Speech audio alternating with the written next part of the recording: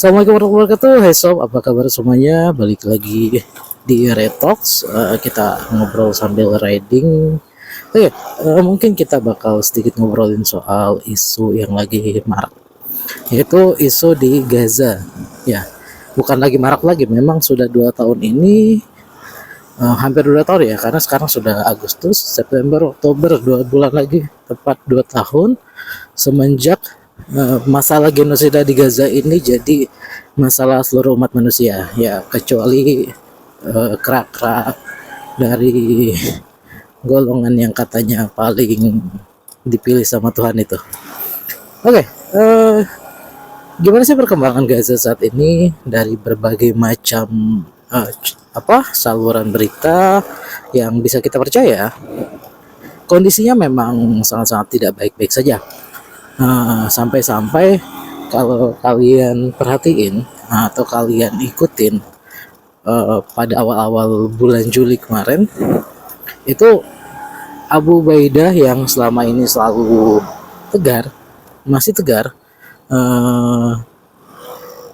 sampai ngeluarin satu pernyataan yang cukup keras kepada seluruh umat muslim, terutama bangsa-bangsa Arab dan orang-orang yang memang sebetulnya punya kuasa atau punya power untuk mengubah keadaan, bahwa ya intinya gampangnya kalian nanti di akhirat hadap-hadapan sama kita itu. Kalian bakal jadi lawan kita di akhirat nanti. Kenapa? Karena ya kalian semua punya andil untuk memastikan bahwa saudara-saudara kalian yang dari Gaza ini dalam kondisi yang sangat menyedihkan gitu. Kalian punya andil untuk memastikan bahwa mereka semua tetap kelaparan, tetap dihina, tetap dibunuh-bunuhi dan lain-lain. Padahal punya kekuatan. Oh tapi kan nggak gitu bang, susah ya. Ini masalah geopolitik dan lain-lain. Enggak sesusah itu dan nggak seribet itu sebetulnya. Ketika kita masuk areanya, ya oke lah kalau kalian nggak mau angkat ini jadi area teologis atau area yang memang secara secara fundamental di Islam ya, tapi angkatlah misalnya di area kemanusiaan. Ini sama sekali nggak rumit, ini sederhana sekali. Ada anak-anak kecil dibunuhi, dianggap seperti binatang, ada orang-orang yang dibuat kelaparan secara sistemik, lalu kemudian dikasih bahan makanan dengan harus berjalan berpuluh-puluh kilo, baik tua maupun muda, bahkan anak-anak yang kemudian setelah dikasih makanan ditembakin sampai pada mati. Ini sama sekali nggak rumit. Kita tahu, kita bisa lihat tiap hari bayi-bayi dibunuhi, kita bisa lihat jasad anak-anak yang tercecer, kepala yang terlepas dari badannya, atau bagian-bagian tubuh lainnya yang terpotong, atau ya yang sampai detik ini tertimbun selama 1 tahun lebih nggak ketahuan. Ini nggak pernah serumit itu. Ini sederhana. Satu-satunya hal yang bikin rumit adalah kepentingan. Ya kenapa? Karena kita harus akui bahwa terlepas dari kondisi negara-negara muslim yang notabene banyak yang Arab, dan kenapa saya katakan Arab, karena memang yang paling dekat yang benar-benar bertetangga itu adalah ya bangsa-bangsa Arab gitu. Sebetulnya punya power, sebetulnya punya kekuatan untuk menghentikan Israel. Begitu juga bangsa-bangsa di dunia yang lainnya yang bullshit lah ngomongnya nggak bisa menghentikan Israel karena di veto Amerika. Sederhana sebetulnya, kalau memang Dewan Keamanan itu benar-benar gitu kan, benar-benar konsen sama hal ini, ya sudah satu suara gitu. Satu suaranya jangan satu suara mengecam, satu suara jelas gini. Kalau seandainya dulu gitu, misal seandainya pada saat Israel mulai genosida ini, bangsa-bangsa yang ada berkumpul di UN itu benar-benar serius ini ingin menghentikan ini, itu gampang. Bikin statement, semuanya sepakat gitu loh. Satu bayi lagi terbunuh setelah pernyataan bersama, maka seluruh rudal dari setiap negara akan mengarah ke Israel, gitu kan? Tapi nggak sederhana gitu bang, nanti jadi perang dunia ketiga. Emang mau gimana? Emang dengan diam akan jadi perbaikan? Memang Israel ini bakal tobat ya? Enggak juga. Kalau keluar pernyataannya seperti itu, berhenti itu Israel. Bahkan kalau bisa bikin pernyataan ya, kalau ada yang ikut membela Israel ya kita arahkan juga rudal kita ke negara itu gitu kan. Ini kan mainan perang urat gitu. Siapa yang paling berani gitu loh. Mau dibilang bluffing lah, mau dibilang adu nyali lah, tapi emang intinya itu. Masalahnya nggak ada yang punya nyali. Dan bahkan lebih parah dari itu gitu, kalau untuk negara-negara yang mengaku negara muslim lebih parah dari itu, terutama bangsa-bangsa Arab ya. Bukan lagi sekedar nggak punya keberanian untuk ya tadi perang urat, mereka bahkan jelas-jelas punya kepentingan untuk memastikan bahwa ini tetap berjalan. Ya, kita udah lihat gimana kemarin marching dari 50 negara. Semuanya marching ingin memastikan bahwa ini tidak terjadi lagi. Ini berhenti, genosida berhenti. Pembunuhan dengan cara kelaparan yang sistemik ini dihentikan. Semuanya marching sampai ke perbatasan Rafah. Mesir yang pegang. Ada yang bisa masuk? Enggak. Seluruh negara, seluruh orang dari seluruh negara datang ke situ, nggak ada satupun yang bisa masuk. Yang ada dimata-matain, didatangin agen, agen intelnya dan lain, wah nggak bisa. Dan itu bukan sesuatu yang menyenangkan bahkan buat masyarakat Mesir sendiri, buat bangsa Mesir sendiri. Ini segelintir orang aja yang punya kekuasaan dan punya kepentingan di sana, yang memang ingin memastikan bahwa kenyamanan mereka nggak hilang. Gitu kan. Karena nyatanya ya bangsa Mesir banyak yang sangat mendukung perjuangan di Gaza. Masalahnya memang apakah punya tenaga atau apakah punya power, punya kekuatan, kan enggak.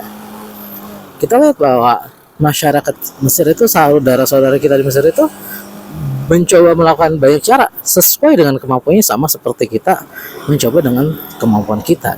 Kita bisa donasi, baru bisa donasi ya, wes donasi gitu. Kita baru bisa boikot, wes boikot. Mereka bisanya apa ya, dukungannya bisa ngirim bantuan, kalau bisa mungkin ada ini selundupin. Kalau nggak bisa ya berarti apa? Ya kayak kemarin lagi rame lempar lewat laut. Itu sampai bantuan itu dilempar pakai botol 1,5 liter lewat laut. Itu adalah, wah, itu tamparan yang sangat memalukan bagi penguasa-penguasa atau orang-orang yang diamani kekuasaan oleh Allah, yang harusnya mereka bisa berbuat lebih untuk saudara-saudara mereka di Gaza. Deket lagi, tetangga lagi. Terutama Mesir. Mesir itu parah banget. Asisi adalah orang yang paling celaka menurut saya. Kenapa celaka banget? Karena karena dia memang pegang kekuasaan di daerah yang memang bersebelahan dengan Gaza, dan dia sangat bisa sebetulnya kalau secaranya de jure-nya karena dia kepala negara, dia sangat bisa untuk membuka perbatasan itu. Masalahnya ya de factonya kita nggak tahu, mungkin dia terlalu takut dia terlalu cinta dengan dunianya sampai ya akhirnya dia nggak berani. Tapi Asisi Mesir itu udah ditegur 2 kali. Kalau teman-teman perhatiin, Mesir itu udah dapat teguran 2 kali. Teguran 2 kali yang saya ngerasa kalau yang ketiganya sampai keluar teguran itu dan tidak ada perubahan dari Mesir, maka celakalah orang-orang di Mesir. Terutama ya tadi balik lagi, pimpinannya pasti celaka. Kenapa? Karena benar-benar udah disindir, ditegur sama Allah lewat binatang. Contoh, yang paling contoh gitu, kita tahun lalu atau awal tahun ini ya, yang ada kasus tentara Israel itu diserang sama Link. Link itu semacam sejenis kucing besar dari Mesir, sejenis kucing besar di gurun ya.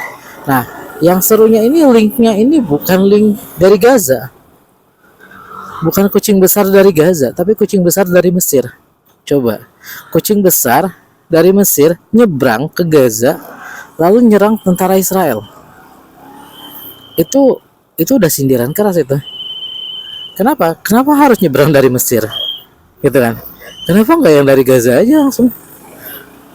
Kenapa atau yang nggak dari yang bahasanya yang diduduki sama Israel aja? Enggak, ini dari Mesir. Dari Mesir harus banget nyebrangin perbatasan buat nyerang tentara Israel. Ini tuh udah hinaan banget, memalukan banget buat otoritas yang berkuasa di Mesir. Kayak seakan-akan Allah nyindir gitu. Nyali lu nggak ada gitu kan. Nih, gue kirim binatang, dikirim binatang buat nyerang. Saking kalian nggak ada nyalinya. Terus apa lagi? Yang kedua belum lama. Mesti banget lagi dari Mesir juga. Dari Mesir juga. Apa? Allah kirim lalat. Jadi ada wabah penyakit yang dibawa sama lalat di daerah-daerah yang diduduki atau dijajah sama Israel, dan mesti banget lalatnya itu lalat Mesir. Nyebrang lalatnya dari Mesir ke Israel buat bawa penyakit. Itu tuh udah sindiran gitu, sindiran keras itu. Tapi ya kayaknya si Asisi nggak bakal sadar. Atau mungkin dia sadar cuma dia takut aja. Wahan itu kan nyata, kita bisa lihat banget nyatanya Wahan sekarang ini. Nah, itulah yang terjadi, kondisi-kondisi saudara-saudara kita di Gaza. Nggak enak. Buat kita sendiri ya, kitanya yang berbahaya buat kita adalah kita mulai mati rasa. Kita mulai jadi terbiasa dengan berita kematian anak-anak, berita bayi yang dibom, bayi yang ditembaki, kepala yang tercecer, potongan tubuh anak-anak berceceran. Kita jadi mulai terbiasa. Kita nggak sensitif lagi. Dan ini tuh nggak boleh sebetulnya. Nggak boleh kita jadi tidak sensitif lagi sama ini. Harus tetap sensitif. Cuma memang permasalahannya adalah ya kondisi kita tidak punya kekuatan untuk melakukan perubahan. Ini yang akhirnya harus kita pikirkan bersama. Jangan sampai kemudian kita celaka gara-gara ini. Gara-gara apa? Gara-gara kemudian kita jadi terbiasa menyaksikan saudara-saudara kita dibantai tanpa ada rasa. Padahal sejelek-jeleknya, misal kalau kita bicara kekuasaan pemerintahan Islam pada masa daulah gitu kan.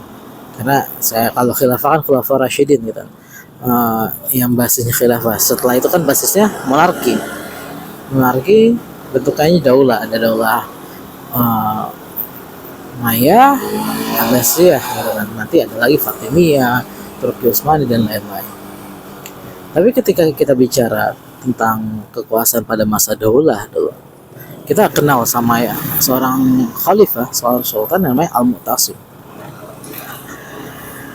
Dan sebetulnya kalau kita membaca sejarah, pemimpin negara Muslim nih, terutama di Arab deh, yang memang tetanggaan sama saudara-saudara kita di Gaza, harusnya malu banget sama Al-Mu'tasim. Al-Mu'tasim itu punya kasus yang agak mirip-mirip. Ada seorang wanita yang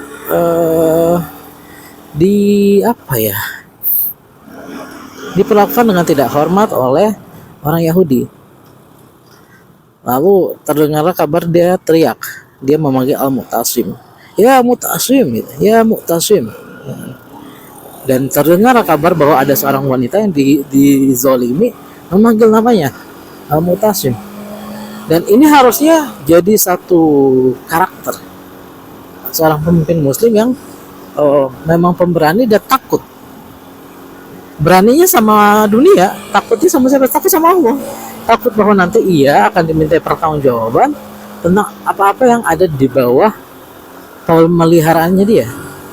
Seperti takutnya Umar, yang ketika Umar dulu kan memerintah di Madinah, Umar sampai bilang gini, seandainya ada anak kambing di Irak yang kakinya patah, Umar bakal diminta tanggung jawab. Terus segitunya Umar, saking takutnya. Nah, apa yang dilakukan Al-Mu'tasim?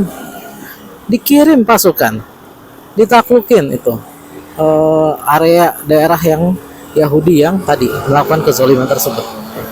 Sampai ada yang mengatakan bahwa pasukannya tuh dari ujung ke ujung, pasukannya berjalan ya sampai kota tempat berangkatnya, dari ujung yang ujungnya udah nyampe, yang ujungnya masih di kota, saking besarnya. Dan ditaklukkan lah. Dan itulah harusnya dilakukan oleh pemimpin muslim pada masa ini. Sayangnya memang karakter-karakter seperti Al-Mu'tasim ini adalah karakter-karakter yang sangat-sangat langka.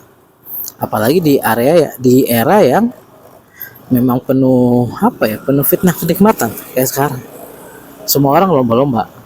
Ya, kalau di Indonesia banyak lah kita lihat ketika kezaliman ini dipertontonkan dengan sangat nyata dan tidak ada rasa malu lagi sekarang. Semuanya udah nggak pakai malu. Itu juga yang terjadi. Dan inilah yang terjadi. Terus gimana sekarang kondisinya? Ya makin parah. Memang pemimpin Arab ini makin parah. Sekarang kemarin nggak ada satupun yang benar-benar membela Gaza secara serius. Kenapa saya bilang nggak ada yang benar-benar membela Gaza secara serius? Karena pembelaannya semuanya berhenti di meja perundingan. Dan meja perundingannya itu bukan meja perundingan yang pasti menang, yang ada kemungkinan menang. Di meja perundingan yang memang nggak mungkin menang. Bullshit lah kalau mereka bilang perjuangan di UN itu pasti menang. Enggak bisa. Atau ada potensi menang, enggak. Karena DKPBB itu, United Nation itu kan, itu bisa diveto seenak-enaknya sama Amerika. Amerika sayang banget sama si Israel. Enggak mungkin menang mereka di situ. Hak veto itu nyata. Jadi kalau katakan mereka berjuang, nah kenapa saya katakan enggak serius ya, karena memang perjuangannya di area yang seakan-akan cuma memastikan citranya tetap ada, masih tetap ada citranya bahwa kita ngebela loh gitu. Tapi pembelaannya berdampak atau enggak ya wes bodoh, yang penting kita ngebela loh. Kita sudah teriak-teriak, kita sudah woro-wiri sana sini gitu, tapi ya enggak nyata gitu. Kenapa saya bilang enggak nyata? Karena kecuali memang yang melakukan pembelaan ini adalah negara-negara yang memang nggak punya kemampuan untuk berbuat lebih dari itu gitu. Memang nggak punya tentara, nggak punya tenaga, nggak punya power, nggak punya yang lain-lain, bisanya cuma runding.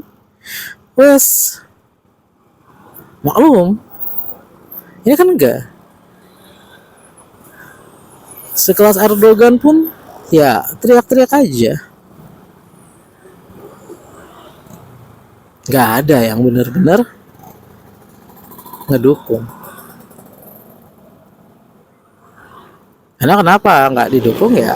Karena kalau didukung nanti implikasinya parah. Pada akhirnya idenya akan naik. Nggak akan berhenti dengan misal Hamas menang lalu terjadilah Palestina merdeka. Nggak akan berhenti sampai Palestina aja. Nggak mungkin.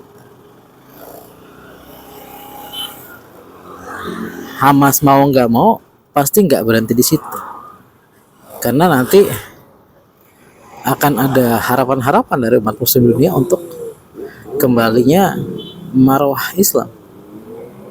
Nggak mungkin berhenti di situ. Makanya itu juga yang ditakutkan sama penguasa-penguasa di Arab sana. Nah, ini yang jadi konsentrasi kita.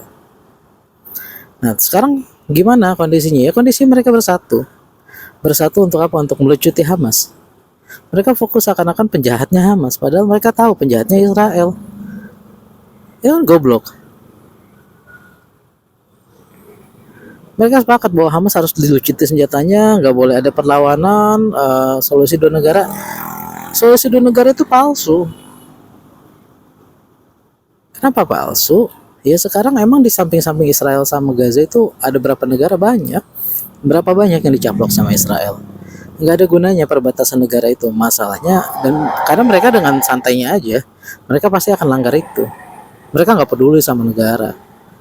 Pokoknya mereka pengen punya sesuatu ya mereka ambil. Mereka rebut. Emang gayanya kayak gitu. Jadi solusi dua negara itu ilusi. Utopia itu. Karena nggak mungkin Israel setelah dapat solusi dua negara dia akan puas dengan situ ya, dia akan lebarin terus. Ujungnya sama aja.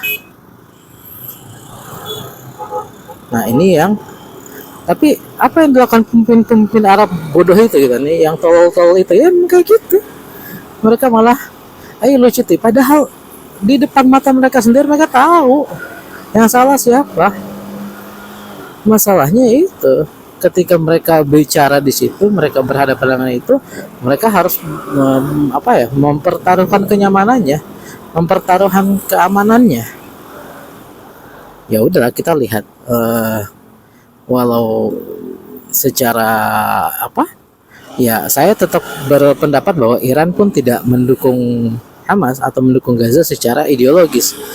Karena kenapa? Karena kenyataannya misal gini, kemarin Iran ngebom Israel, Iran nyerang Israel, tapi Iran nggak ngelakuin itu karena Gaza. Belakangan aja ditarik-tarik narasinya ke Gaza, jadi seakan-akan jadi hero gitu. Sebenarnya nggak gitu juga. Kenapa nggak gitu juga? Karena kenyataannya gini, dengan Israel kemarin diserang sama Iran, kita kan akhirnya jadi tahu bahwa Iran bisa loh nyerang, gitu. Iran bisa loh nyerang, Iran bisa loh bikin Israel ketar-ketir gitu. Kok mereka diem gitu? Kok dari kemarin mereka kemana aja? Kan kalau mereka mau dari kemarin bisa lah mereka serang kayak gitu. Orang mereka punya kekuatannya, mereka punya power.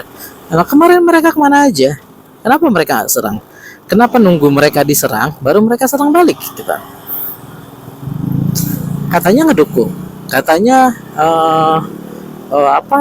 ada di barisan saudara-saudari kita yang memang dizolimi ya. Ya kalau punya tenaga, punya kekuatan, punya power ya keluarkan gitu. Ini kan enggak. Dan itu pun sebentar padahal Iran itu udah diobok-obok sama Mossad. Ya kan? Ismail Haniyah dibom lagi di Iran. Presidennya pun dibom. Banyak gitu. Tapi mereka sendiri nggak mau.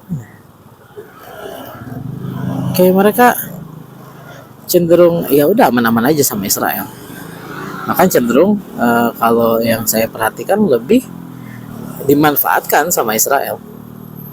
Nih buat kalian yang ngerasa apanya yang dimanfaatkan gini ya, Kak, saya kasih tahu ya. Israel itu kemarin udah dijunjung tanduk gimana? Karena udah nggak ada yang dukung lagi. Bahkan negara-negara pendukungnya aja udah banyak yang nggak dukung. Ya. Maka gimana caranya supaya tetap didukung lagi? Ya harus punya musuh. Musuhnya ya musuh bersama yang bisa bikin yang lain datang. Nah maka dipilihlah Iran sebagai musuh bersama itu. Dipancing deh tuh Irannya.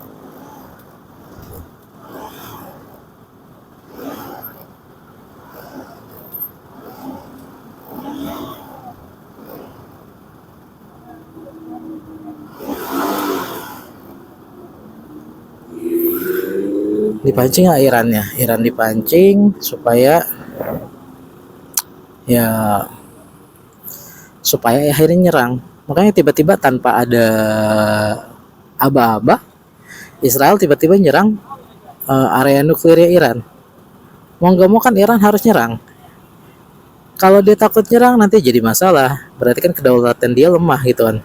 Tapi kalau dia nyerang juga ya nanti akhirnya balik lagi, sehingga ketika yang tadinya udah pada pengen pergi dari Israel udah mau balik badan, jadi punya musuh bersama lagi nih, jadi Iran. Akhirnya Amerika balik lagi, Prancis balik lagi, dan lain-lain balik lagi semuanya.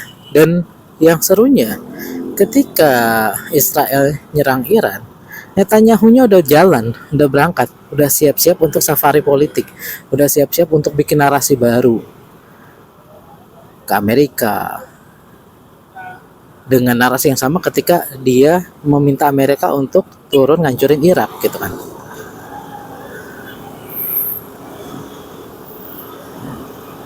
Dan itu yang terjadi. Jadi kalau ada yang bilang oh ya Iran ya bagus gitu, iya bagus dengan gayanya. Tapi saya katakan sendiri, tapi kan bagus lah Iran nyerangnya bagus. Saya mah senang-senang aja, saya senang banget Iran. Jangan kan Iran gitu loh. Prancis ikutan nyerang Israel juga saya senang-senang aja. Emang udah dilematis ini apa ya? Kanker itu. Itu daerah itu isinya juga penyakit semua gitu. Jadi kalau siapapun yang nyerang, bahkan pengemis nyerang Israel pun, menurut saya bagus-bagus aja. Orang Yahudinya sendiri nyerang Israel, oh saya setuju gitu. Tapi saya nggak lantas mengatakan bahwa uh, itu adalah bentuk dukungan dalam tataran ideologis. Ya enggak. Karena kenyataannya memang enggak gitu. So oke, itu dulu. Banyak banget kalau kita ngomongin Gaza yang perlu kita bahas dan banyak banget yang bisa kita ambil pelajaran. Tapi ya sementara itu dulu. Next time kita bakal lanjut lagi bahas di episode yang lain, di perjalanan yang lain. Oke, saya Fikri undur diri. Assalamualaikum warahmatullahi wabarakatuh.